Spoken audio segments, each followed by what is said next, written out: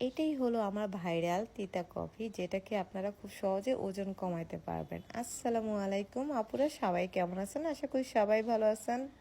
আমাদের তিতা কফি বানাতে কি কি লাগবে? এখানে লেবুর খোসা নিয়েছি, একটু আদা নিয়েছি, 1 চামচ কফি নিয়েছি আর দারুচিনি পাউডারটা নিয়েছি।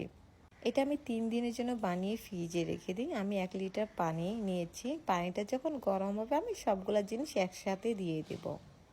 সবগুলো জিনিস একসাথে দেওয়ার পরে 8 মিনিট ফুটিয়ে নিব। আমি কিন্তু কফিটা দিইনি, আমি কফিটা পরে দেব যখন 8 মিনিট থেকে 10 মিনিট হবে।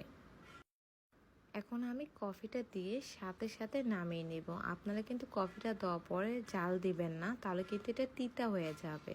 তারপর সাথে সাথে ছেঁকে নিতে হবে।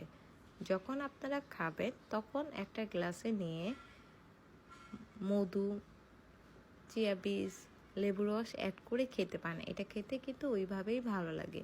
কেউ চাইলে লেবু ছাড়াও আপনারা খেতে পারবেন। এই পানিটা খেয়ে আপনারা 1 মাসে 10 কেজি ওজন কমাইতে পারবেন খুব সহজে, কিন্তু পাশাপাশি অবশ্যই ডায়েট করতে হবে।